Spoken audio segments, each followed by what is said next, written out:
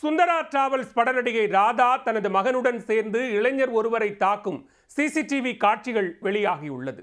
தாக்கப்பட்டவர் கொடுத்த புகாரின் பேரில் போலீசார் விசாரித்து வருகின்றனர். இரு தரப்பினர் இடையிலான தகராறின் பின்னணி என்ன?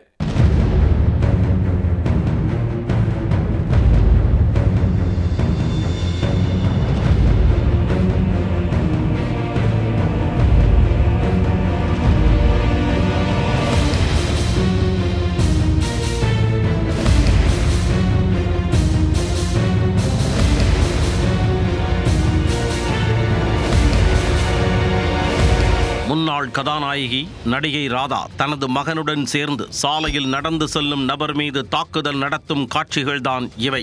புகாரின் பேரில் நடிகையிடம் விசாரணை நடத்தி வரும் நிலையில் நடிகை தாக்கியதற்கு காரணம் என்ன? சென்னை சாலிகிராமம் லோகையா தெருவில் குடும்பத்துடன் வசித்து வருபவர் நடிகை ராதா. சுந்தரா டிராவல்ஸ் திரைப்படத்தில் நடிகர் முரளிக்கு ஜோடியாக அறிமுகமாகி தமிழ் திரையுலகில் புகழ் பெற்றார். இது தவிர கேம், அடாவடி, காத்தவராயன் உள்ளிட்ட தமிழ் படங்களிலும் நடித்து பிரபலமானார்.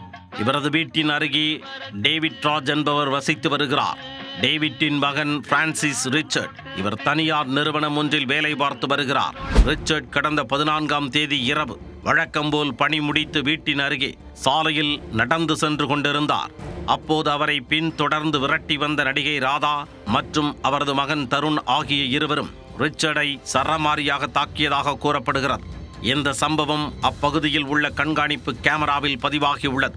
இது குறித்து தகவல் அறிந்ததும் ஆத்திரமடைந்த ரிச்சர்டின் தந்தை டேவிட் ராஜ் நடிகை ராதா மற்றும் அவரது மகன் தருண் ஆகியோர் மீது உரிய சட்ட நடவடிக்கை எடுக்க வேண்டுமென விருகம்பாக்கம் காவல் நிலையத்தில் புகார் அளித்தார். போலீசாரின் விசாரணையில் இரு தரப்பினருக்கும் ஏற்கனவே முன்விரோதம் இருந்து வந்தது தெரிய வந்துள்ளது.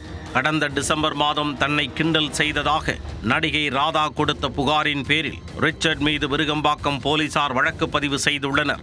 இதனால் ஆத்திரமடைந்த ரிச்சர்டின் உறவினர் ஒருவர் ராதா வீட்டில் பொருத்தப்பட்டிருந்த கண்காணிப்பு கேமராவை அடித்து நொறுக்கியதும் குறிப்பிடத்தக்கது.